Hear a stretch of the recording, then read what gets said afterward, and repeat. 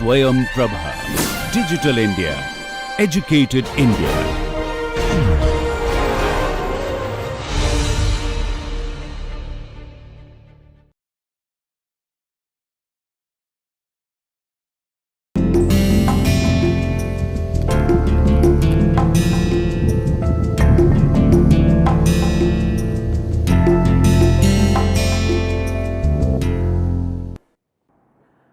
Namaskar.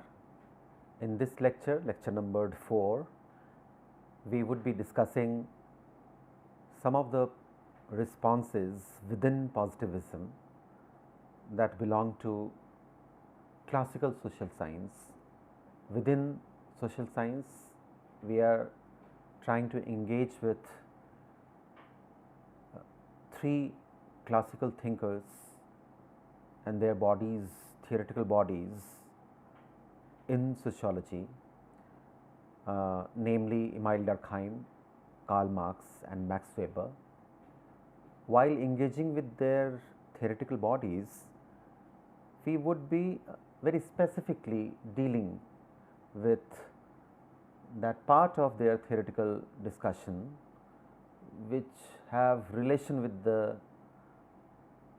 with methodology, which offers us methodological insights. That part of their theoretical discussions which aid in arriving at an understanding of what kind of way of seeing they employed in their respective works. So, to begin with, we discuss Emile Durkheim, who derived great deal from the founding figures such as Saint Simon and Auguste Comte, as well as from some of the less discussed thinkers from France and Germany. Throughout Durkheim's sociology, including the classics such as the division of labor, the elementary forms of religious life, and even suicide, which is about applying the rules of sociological method and arriving at typologies. In all these works, one can read Durkheim's moral concern, a morally driven sociologist trying to understand moral structure of society, continuing with that spirit of positivism in which the concern was to help in the reconstruction of society. And what is the extent of positivism in Emile Durkheim's sociology? To understand that extent of positivism in Durkheimian sociology, it is important to follow the rules of sociological method that Emile Durkheim wrote. And in that book, it is very clear that a positivist sociologist, according to Emile Durkheim, would be following the rules. The rules to do what? To see, to interpret, understand and explain what Durkheim calls social facts as things. The rules, they are important rules. Why? Because they will lead us to understand social facts as things. Things, what is the significance of this word things? We will get to understand a little while later. Any student of sociology knows about social fact and its 3 characteristics that render it as a detached, self-sufficient and general thing. The point is how one really gets to such a thing. Since the imagined distinction, since the imagined destination is a thing, the voyagers, the travelers have to train themselves to become a thing too, and that is where lies catch. To get to the things, the seeker of that thing has to become a thing as well, and to become so, one has to get rid of notions vulgaires or pre-notions against which Francis Bacon waged a battle, calling them idols of mind in philosophical discussion. Durkheim does not seem to disagree with Francis Bacon, as he says, and I quote, "It is these idola which, resembling ghost like creatures, distort the true appearance of things, but which we nevertheless mistake for the things themselves. It is because this imagined world offers no resistance that the mind, feeling completely unchecked, gives rein to limitless ambitions, believing it possible to construct, or rather reconstruct, the world through its own power and according to its own wishes." Quote ends. As we can see, Durkheim is on a methodological struggle against idols of mind, informed by Francis Baconian proposition that if you want to be scientific in your outlook, one has to get rid of those idols of mind. Durkheim finds support from Comte and Spencer, Locke and Condillac in the methodological fight against the phantom presuppositions of mind. So, the main enemy for the positivist sociology of Emile Durkheim is this phantom of mind, against which it has to fight, a sociologist has to fight, and the victory of sociologist over this phantom of mind would eventually lead to an understanding of social reality, social fact as a thing. This is not so easy, as a sustained disciplining is prerequisite. Toward the act of discarding all the preconceptions, Durkheim invokes Descartes' method of doubt that can enable to think like thing. However, Durkheim's present is in his own words. What makes emancipation from such notions peculiarly difficult in sociology is that sentiment so often intervenes. Durkheim says this, and I quote, "We enthuse over political and religious beliefs and moral practices very differently from what we do over the objects of the physical world. Consequently, this emotional quality is transmitted to the ways in which we conceive and explain our beliefs. Feeling is an object for scientific study, not the criterion of scientific truth." Quote closes. This is, however, to be accomplished through a way of seeing that, as a consequence or precondition, distinguishes the sociologists from the rest. To begin with, the sociologists must define the things as objectively as possible by dwelling upon sense perceptions, observable data, rather than a priori conceptions. One can see how Durkheim is informed by the Enlightenment, rationalism, empiricism, and so on and so forth. But he also says that sense perception, experience can be subjective. Sense perception, experiences inferred in a very empirical mode of analysis can be very subjective. Science thus expects us to be rid of observable data too personal to us.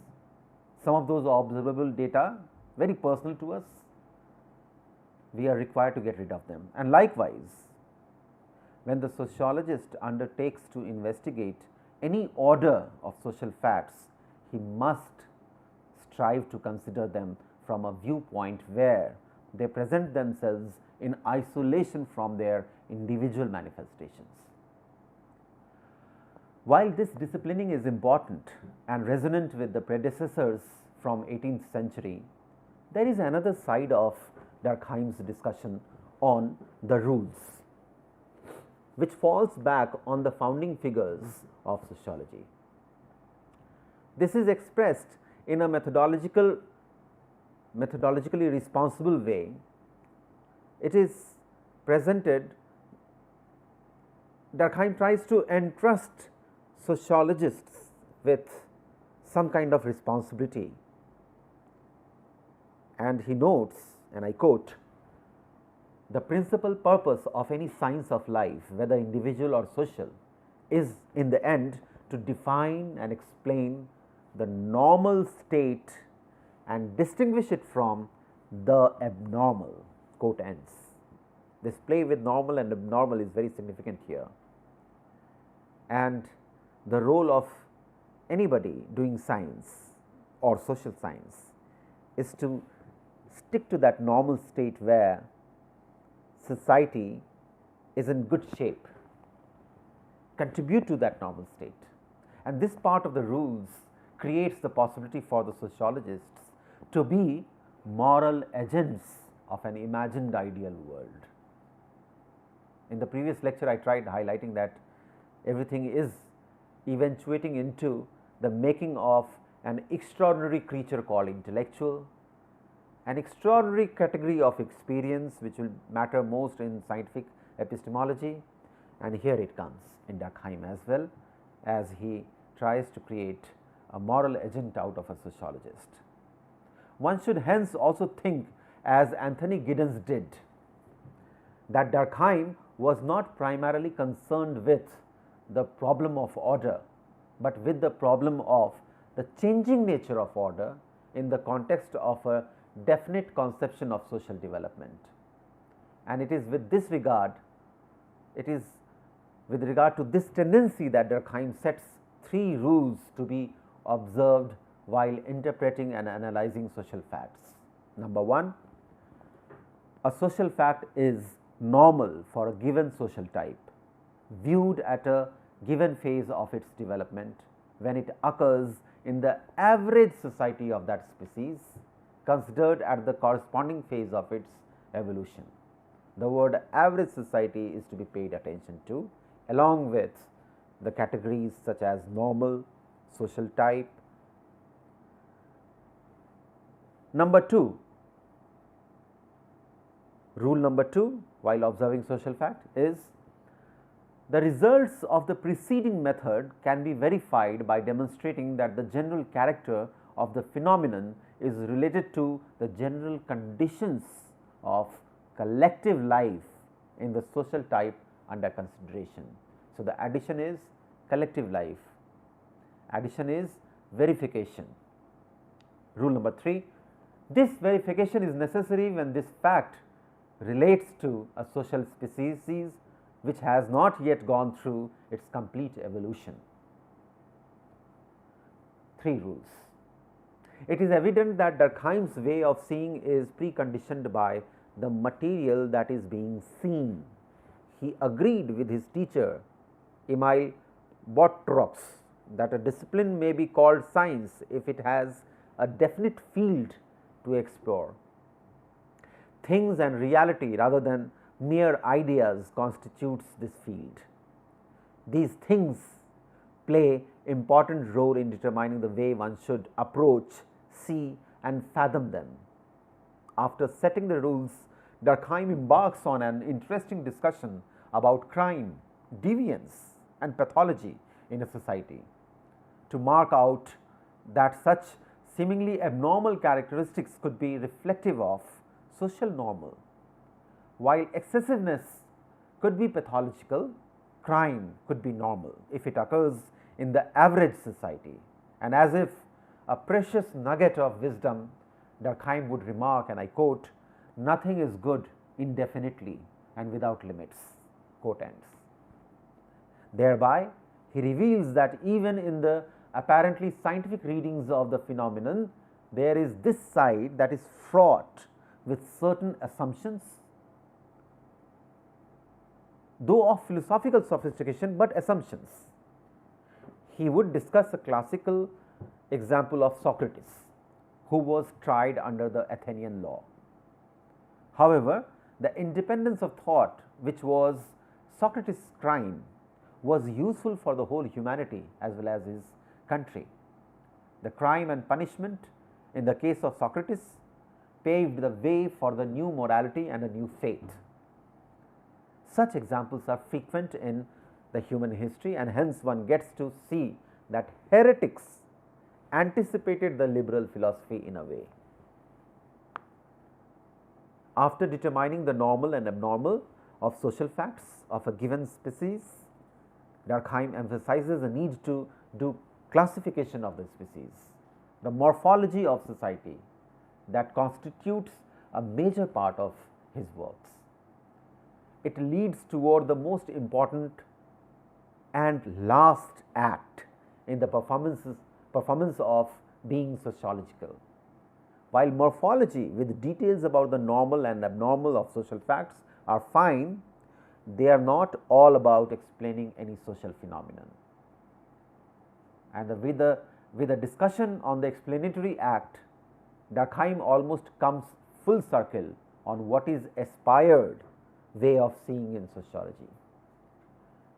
What is typical of explanatory act in Durkheim's way of seeing?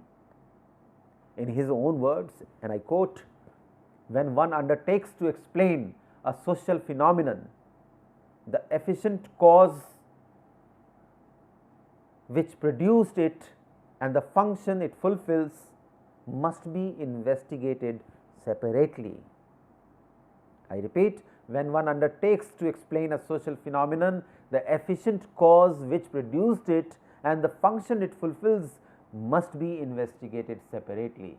Here, function does not stand for goal or end, nor does it allude to intention. Intention is too subjective, and goal end connotes the idea of usefulness, simple, hence not simple utilitarian logic will not work, and it is not worth consideration in Durkheimian way of seeing.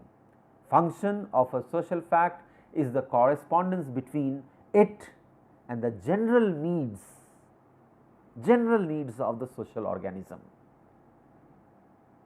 While exploration of cause could still belong to the very basic kind of scientific investigation, Durkheim's notion of function turns out to be a sociological mysticism at work, some kind of sociological mysticism at work, amounting to what has been known as sociologism. Sociologism is making sociology over and above everything, letting sociology play larger than life role. So, this kind of idea of function creates a Durkheimian version of sociologism. This was indeed to carry forward the unfinished task Saint Simon had set toward founding the new Christianity, quote unquote, which propels Durkheim to develop a science of morality for modern industrial society, engaging with the Kantian question of categorical imperative. While doing so, he is mindful of the significance of the numerals as well as a lucid descriptive prose, and the combination of number and narration renders his work into rich readings. Even in a work like Suicide, where he plays with statistical figures to come up with a tangible idea of average, quote unquote, in determining the typologies. He is not divorced, in spite of that engagement with the statistics, he is not divorced from the moralistic narration, and this is most outstanding in his work titled The Elementary Forms of Religious Life, which is safe to say by and large based on discussing symbols as manifestation of collective sentiments and collective representation. I have tried giving a very cursory kind of, very hasty kind of cruise through Durkheimian sociology. It's otherwise very vast, and it can be all summed up by saying that Durkheim presents a curiously unique version of positivism as his way of seeing in the functionalist sociology. There appears quantitative and qualitative analysis as an integrated whole without any disjunct between positivism and interpretative sociology. In this way of seeing, in this version of, in Durkheimian version of positivism, this kind of uncanny coming together of positivism and interpretation is witnessed. This is evidently a perfect implementation of positive philosophy in sociology that executes scientific epistemology of past to offer constructive, the positive possibility of society in present and future. This much, if this is what comes from Durkheim, we turn to Karl Marx and we find that Marx too, like the founders of positivism in sociology, grappled with the negative orientation of the Enlightenment.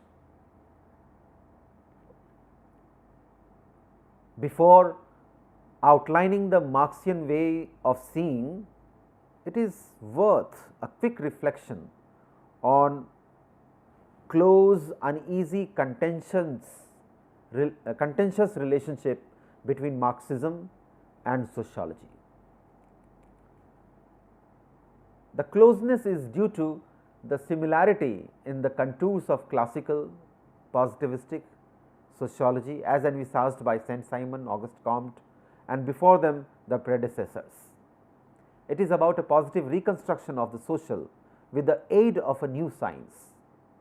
Marxism expresses the similar concern, though the epistemological position differs from many sociologists, and the objectives and plan of action in Marxism is geared toward a more active struggle toward transformation. This closeness, due to proximity in nature and scope, agenda and action plan, makes it necessary for sociologists to place Marx as one of the important thinkers, and his way of seeing thus occupies central role amongst sociologists and social anthropologists. But then, on the other hand, there is unease between sociological and Marxist way of seeing due to the variant historical conditions behind the two. Even though Marxism is a full body of theory, it shows little sympathy for the conservative bedrock that is crucial in sociology by and large. What could be largely superstructure, epiphenomenal in Marxism happens to be inevitable important in rest of the sociology. Many of the targets against which political Marxism wages a struggle are considered necessary components of a dynamic society in sociological scheme of seeing. This paradoxical relation between sociology and Marxism, notwithstanding, becomes a rich premise for sociologists to devise a sociological Marxian body of thought, as it were. This peculiarity shall be always recalled and be tacitly present in the discussion that is going to follow now. Having noted the unease, it is desirable not to seek to show a direct correlation between Marxian way of seeing and positivism, though there are arguments in favor as well as against such a possible correlation. First and foremost is to understand the Marxian way of seeing that holds significance in sociology, and then briefly possibly return to check the merit of this correlation between Marxism and positivism. To begin with, Marx hails the revolutionary spirit of the 18th century, calling it, under quote, universal ferment into which the powers of the past are swept. It was a revolution beside which the French Revolution was child's play, a world struggle beside which the struggle of Diadochi appear insignificant, quote ends. The word Diadochi in this quote, literally meaning residue, is a term used in chemistry to refer to the residuum left after distillation. In historical sense, however, the term Diadochi also refers to the rivaling Greek successors of Alexander the Great. Some of those rivaling Greek successors were taking claim in the Greek Empire post Alexander, and Marx is referring to Diadochi. He uses the word for actors of the French Revolution. This is a usage loaded with suggestion that the real revolution was in the realm of pure thought, and that had effects carried out in the form of the French Revolution, he is evidently referring to the Enlightenment to complement its philosophical fermentation. He is congratulating the philosophical churning that happened in the wake of the Enlightenment movement. However, like any such fermentation, this too met with a status quo which seized the growth. In Marx's words, and I quote, "The industrialists of philosophy," he certainly calls them industrialists of philosophy, "the industrialists of philosophy who till then had lived on the exploitation of the absolute spirit now seized upon the new combinations. Each with all possible zeal set about retailing his apportioned share. This was bound to give rise to competition, which to start with was carried on in moderately civil and staid fashion." Quote ends. This certainly deteriorated, that can be explained in the language of economics as spurious production, adulteration of raw materials, fictitious purchase, bill jobbing and bad credit system, etc., etc. These are the words Marx uses. The competition of philosophers turned bitter in the German context that characterized, according to Marx, parochial narrowness of this whole young Hegelian movement.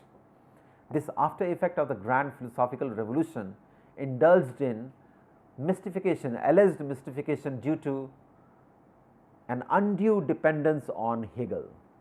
Hence, any claim to advance from Hegel was nothing more than a relapse to metaphysics and morality. This is also to be fathomed in this context of Marx and Marx's intellectual biography, which gives sufficient evidence that he read not only Hegel and other philosophers to come up with his criticism of conservatism, but also aspired to postulate universal ideas. His praise for universalism and Enlightenment heritage was expressed quite early in a letter that he wrote to his father, saying, and I quote from that letter, "History calls those greatest men who ennobled themselves by working for the universal." Quote ends. He is known to have delved deeper in Hegelian philosophy after finding Kant and Fichte unsatisfactory for his thesis, and there is a strong suggestion that Marx also engages with Saint-Simon's notion of socialism.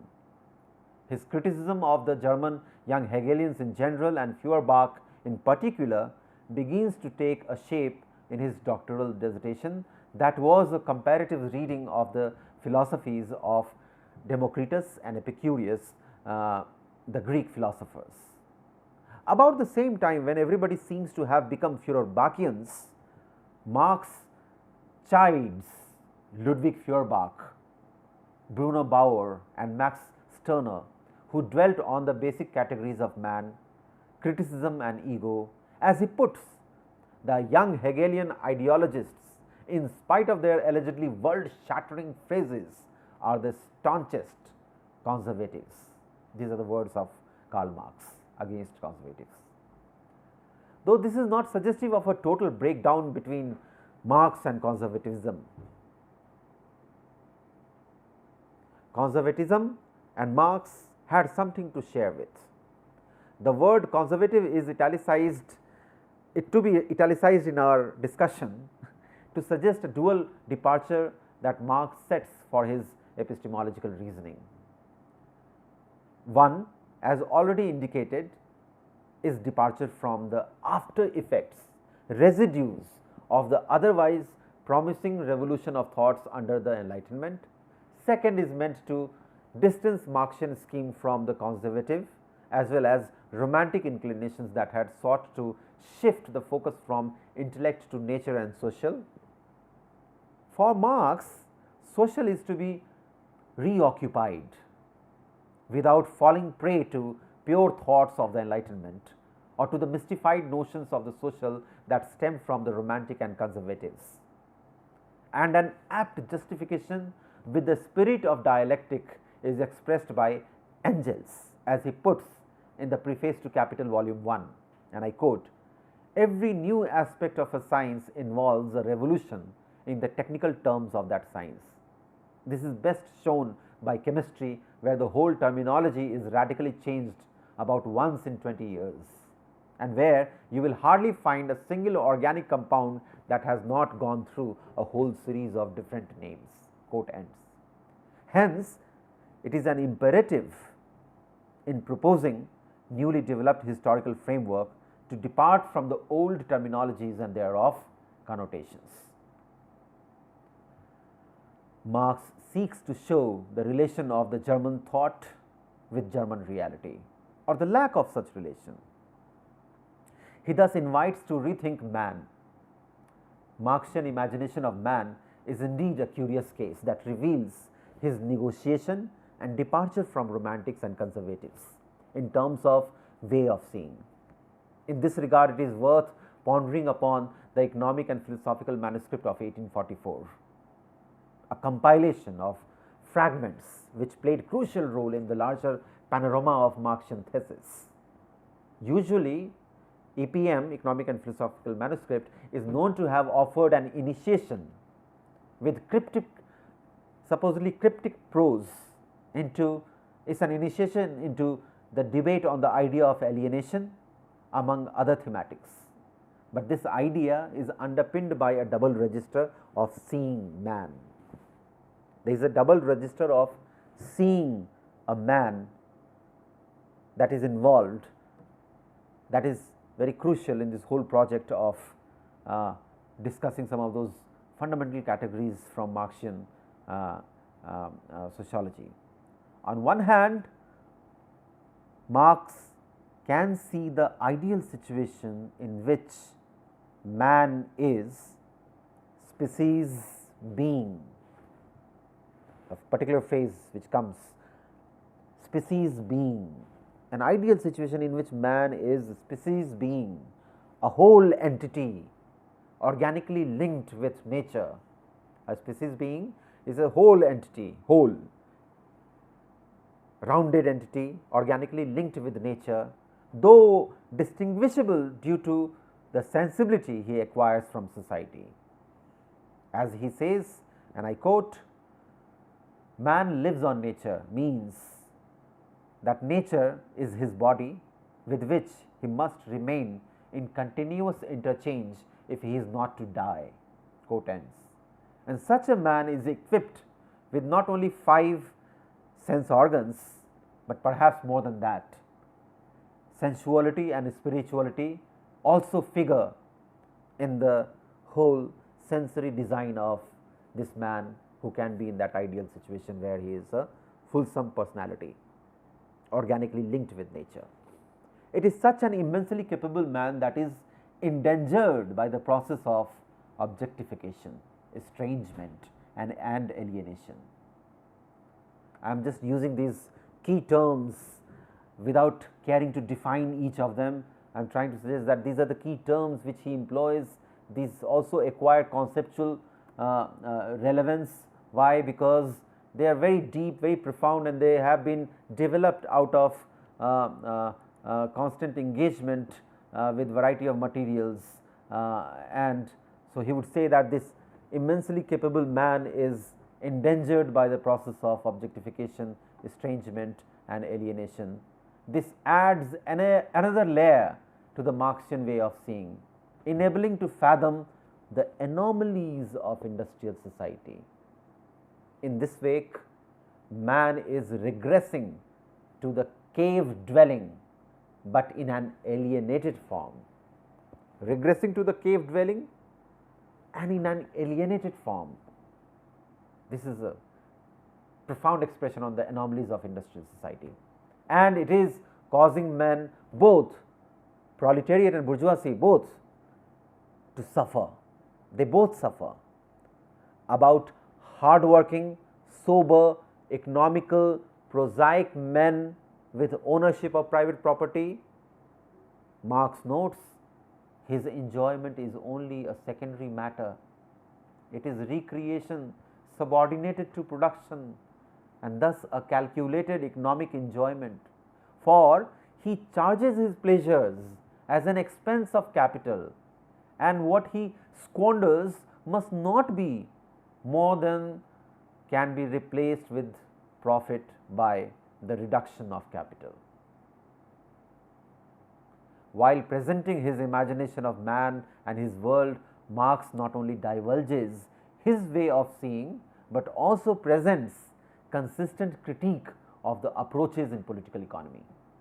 Seeing man as a mere abstract category in the machinery of production, circulation and consumption, in between the mathematical calculation of profit and loss, is not what Marx ascribes. For him, man is far more than what figures in most of the mathematical calculations in the discussions on political economy. It assumes more clarity as far as Marxian way of seeing is concerned when one returns to the German ideology. This is where he emphatically positions himself in the realm of reality, as he notes, and I quote, "The premises from which we begin are not arbitrary ones, not dogmas, but real premises, from which abstraction can only be made in the imagination. They are the real individuals, their activity and the material conditions of their life, both those which they find already existing and those produced by their activity. These premises can thus be verified in a purely empirical way." What all are being dismissed? Arbitrary premises and dogmas. What is being restored and advocated? Reality and the intellectual exercise of abstracting from the real premises. This all leads to a Marxian scheme of empiricism, which is in negotiation with the predecessors, distinguishable however due to the preoccupation with the real, historical man and his activities. In so doing, Marx subverted Hegel. Marx reiterates it eloquently in the preface to the Capital, and I quote, "My dialectic method is not only different from the Hegelian, but its direct opposite. To Hegel, the life process of the human brain, that is, the process of thinking, which under the name of the idea he even transforms into an independent subject, is the demiurgos of the real world, and the real world is only the external phenomenon from the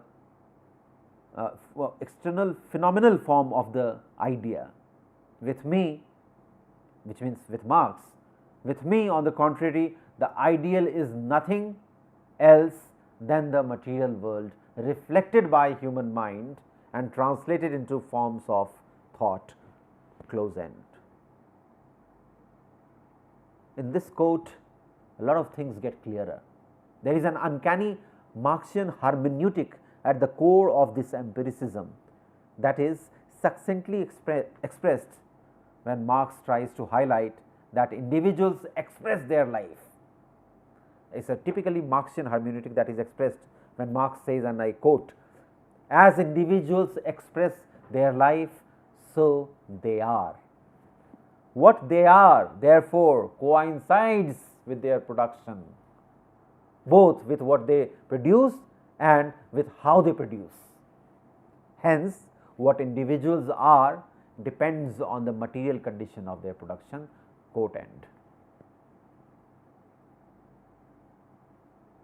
One can understand the kind of methodology emerges from Marxian body of thought.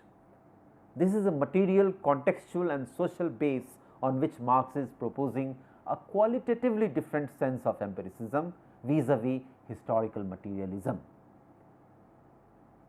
Is a variety of methodological orientation, namely historical materialism, in which empiricism is important, but is not the same empiricism which we have encountered in scientific epistemology, as it were. In the center of such an empirical scheme is the man with his real struggles and transformation. Following such empiricism, Marx unravels the various epochs in history that engendered corresponding sets of relations, technology, and forms of property, all coming under the scheme of division of labor. There is indeed a sense of positivism about it, as the Marxian analysis is geared to a positive reconstruction of the otherwise negative postulates of the predecessors, as well as transformative politics in the industrial society. In Marxian way of seeing, thus a clear sight of social structure emerges, which is continually evolving out of the life process of definite individuals. Marx persuades us to see the real individuals, conditions and processes steering clear of phantoms formed in the brains of men. Reminiscent of the Baconian idols of mind, these phantoms are sublimates of their material life process, which could be empirically verifiable and bound to material grounds. One can see that Baconian struggle against idols of mind is common in both Emile Durkheim's sociology and in Marxian body of thought.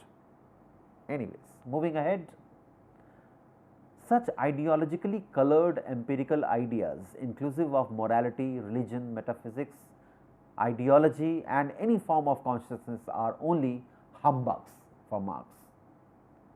So, therefore, he puts it very succinctly when he says, and I quote, "Consciousness can never be anything else than conscious being, and the being of man is their actual life process. If in all ideology men and their relations appear upside down as in a camera obscura, this phenomenon arises just as much from their historical life process as the inversion of objects on the retina does from their physical life process. It is not consciousness that determines life, but life that determines consciousness." These are some of the famous quotes from the body of thought Marx presents, which makes more sense if they are placed in this frame of discussion geared toward understanding Marxian methodology. As soon as these corrections are made in the scheme of empiricism and reality, rather than following camera obscura, history ceases to be a collection of dead facts. Otherwise, history is a collection of dead facts. Likewise, it also corrects the ideological humbug that idealists create by putting forth imagined activities of imagined subjects. Neither empty phrases of idealists nor the verifiable abstractions of empiricists can engender the history of material or real lives. It allows a seer to see that there is an interplay of man and circumstances, individual and collective, biography and history. Typically, it's been expressed typically by Marx saying that circumstances make men just as much as men make circumstances. Only speculative, idealistic, fantastic way of seeing allows perceiving man and his social world in binary opposition, akin to the opposition between nature and society that rationalists have created. Some of such ideas have been dominant, ruling ideas of the epoch, belonging to the ruling intellectual force that controls means and relations of production. Such ideas have masqueraded as eternal law, only to be tossed away in the wake of understanding arising from the scheme of historical materialism that enables us to see the things as they are and seek to transform them. This is not merely a political agenda, it is an epistemological proposition too, for, to reiterate, where speculation ends in real life, their real positive science begins. Sorry. And thus, the Marxian way of seeing, and if one can say being sociological, summons not only a different scheme of empiricist history, positivistic scientific formulations, but also struggle to change, typically expressed in what is famously known as Thesis 11 on Feuerbach. And what is Thesis 11 on Feuerbach by Marx? And this is almost like the bottom line of motivation for Marxian methodology. And what is that Thesis 11? The bottom line for motivation? It is, philosophers have hitherto only interpreted the world in various ways. The point is to change it.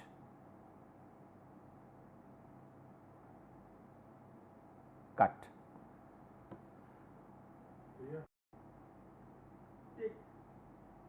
If Marx has tried to fight against the phantom of mind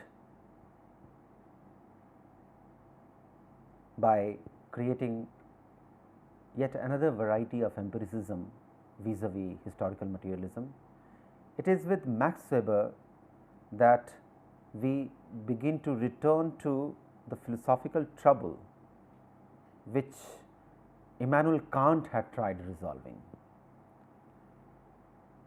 Known to be a neo-Kantian in inclination, Max Weber emphasized that an empirical discipline scientifically explaining the world in terms of what ought to be is difficult. One cannot validate value judgment through scientific analysis. However, it does not mean the shift of understanding human behavior from the domain of science altogether. Weber grapples with such puzzles, and because of that he becomes distinguishable, and this distinction is established in his masterpiece, The Protestant Ethic and the Spirit of Capitalism, which originally appeared as two long articles in 1904 and 1905. As it is familiar, these essays emphasize the role played by various denominations of Christianity in shaping up the spirit behind the development of capitalism. The climax of this development was brought about by Calvinism, which, unlike the other variants such as Lutheranism and Catholicism, paved the way for practices in the midst of disenchantment of the world. Most important among others is the idea of calling that acquires finitude in Weber's analysis. In the spirit as well as in his methodological ruminations that spells out his way of seeing, we begin to notice that there is a cold clinical way of seeing through, as popular Weberian phrase reads, the iron cage of rationality. Most appropriate expression of it is in Weber's passionate defense for value neutrality in empirical science that solicits from teachers as well as students, seekers and seers of knowledge, an extraordinary performance. Value neutrality is the intrinsically simple demand, in Max Weber's words, it is intrinsically simple demand that the investigator and teacher should keep unconditionally separate the establishment of empirical facts, including the value oriented conduct of the empirical individual whom he is investigating, and his own practical evaluations, that is, his evaluations of these facts as satisfactory or unsatisfactory, including among these facts evaluations made by the empirical persons who are the objects of investigation. The calling of science, or as elsewhere Weber puts it, science as a vocation characterized by value neutrality, engulfs both teachers transacting knowledge in the lecture hall as well as researchers who seek to know through investigations. Weber uses evaluative phrases such as intellectual honesty and intellectual integrity to describe the pitfalls of the demagogue, such as demagogue who are teachers,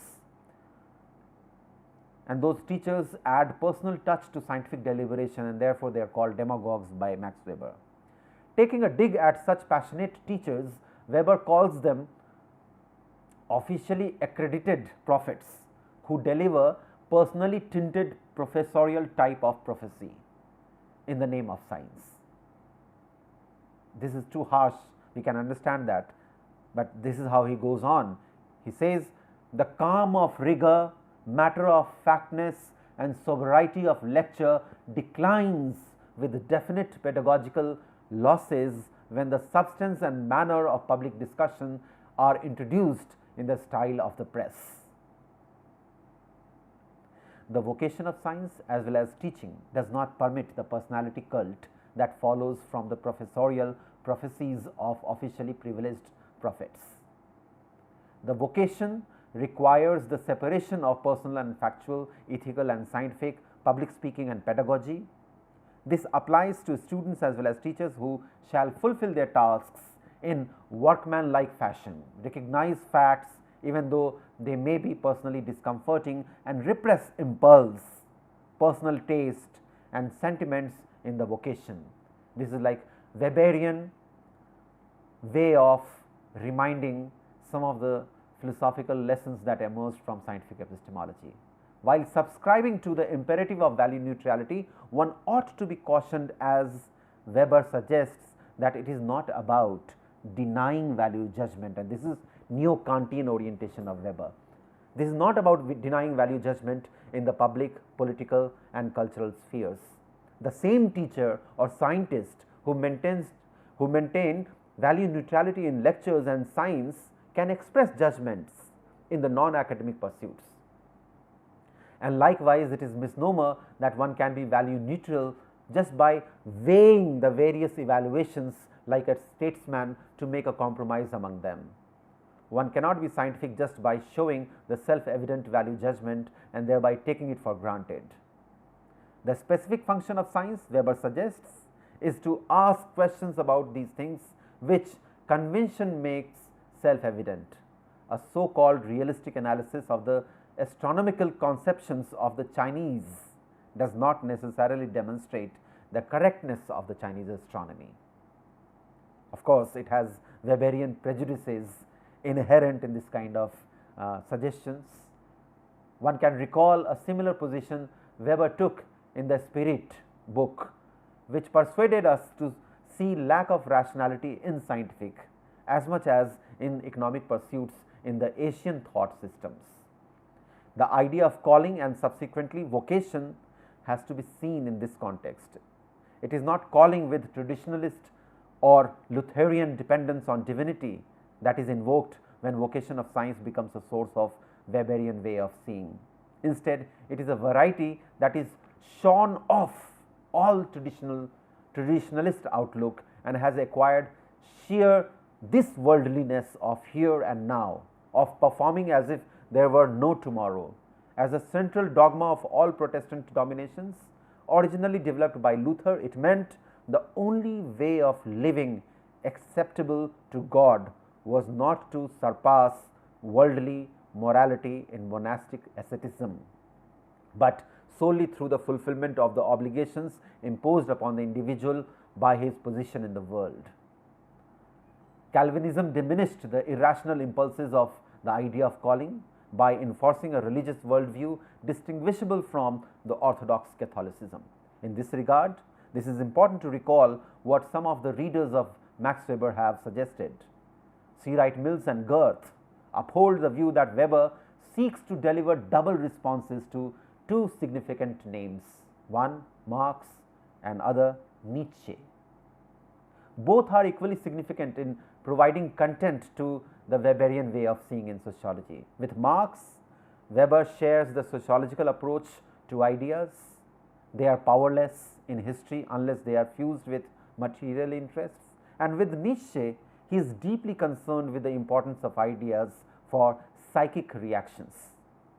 Yet, in contrast to both Nietzsche and Marx, Weber refused to conceive of ideas as being mere reflections of psychic or social interests. Weber is also eager to state possible tensions between ideas and interests, between one sphere and another, or between internal states or external demands.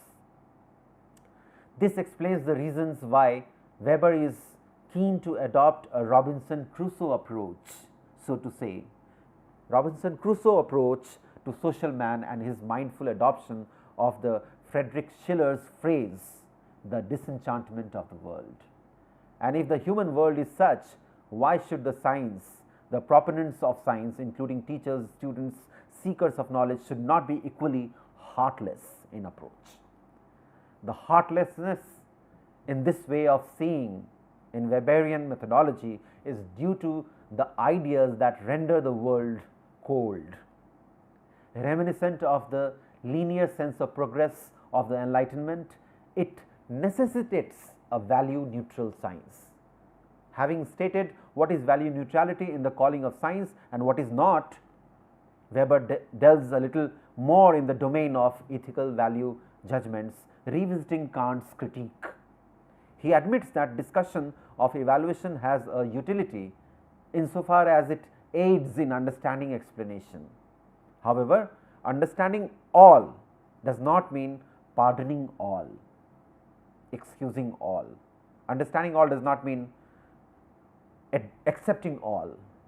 A rather complex track, in fact more complex than Kant, leads Weber to conclude that value discussions, when correctly conducted, can be extremely valuable for empirical research in the sense that it provides it with problems for investigation. The problem of understanding is an important problem in Weber's sociology, since man understands intentions through introspection, and hence sociologists shall get to understand men's intentions, motivated actions.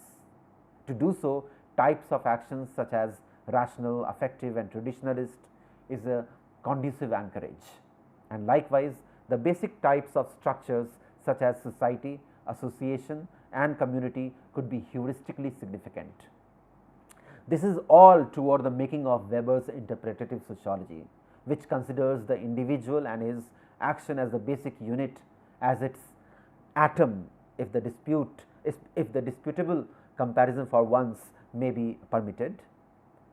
In this approach, the individual is also the upper limit and the sole courier of meaningful conduct.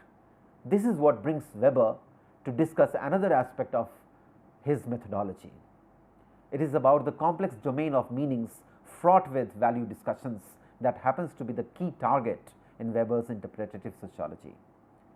Meanings arise in a concrete situation referring to a particular actor, or average or approximate meaning attributable to a given plurality of actors, or the theoretically conceived pure type of subjective meaning attributed to the hypothetical actor or actors in a given type of action. None of these need be an objectively correct meaning that shall be taken for granted by empirical sciences such as sociology and history. The important rider in this is that all subjective meanings may not be worth pondering. The subjective meaning arising from mystical experiences cannot be adequately communicated. For example, only those which are located in experience and can be recalled and reproduced shall be given further attention. Like in scientific observation, there are usual social practices of interpreting meanings, seeking to verify, clarify and comprehend. To understand a meaning with certainty, there are certain bases such as rational, which means direct observational rational understanding of logico-mathematical kind, or emotionally empathetic. In emotionally empathic, which would mean explanatory understanding of artistic appreciation, some kind of empathy based understanding. The highest degree of rational understanding with verifiable certainty is possible when the meanings have logical or mathematical propositions, such as 2 into 2 is equal to 4, or the Pythagorean theorem, or when a person enacts with clear means and ends as per a situation. These are rationally purposeful actions. Understanding such meanings, motivations, cause and effect entail direct observation. Lower degree of understanding based on empathy of meanings pertaining to actions with many ends and values and lacks in certainty This is when one cannot be sure of one clear motive behind an action, that irrational meanings can emerge with emotional appeals, but certainly not intellectual clarity about certainty. One can develop an explanatory understanding of the irrational meanings as Weber speaks through the following examples.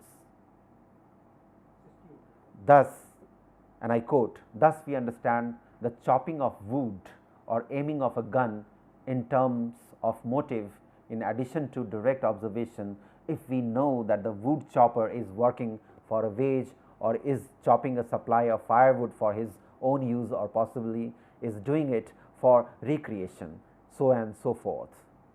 Max Weber has therefore enhanced the methodological discussion by bringing in a different kind of hermeneutic turn with his interpretative sociology. This is where we would briefly stop our discussion on Trinity in classical sociology, and we have already understood as to how they have responded to the Enlightenment fundamentals and what kind of positivism they have engaged with. Thank you.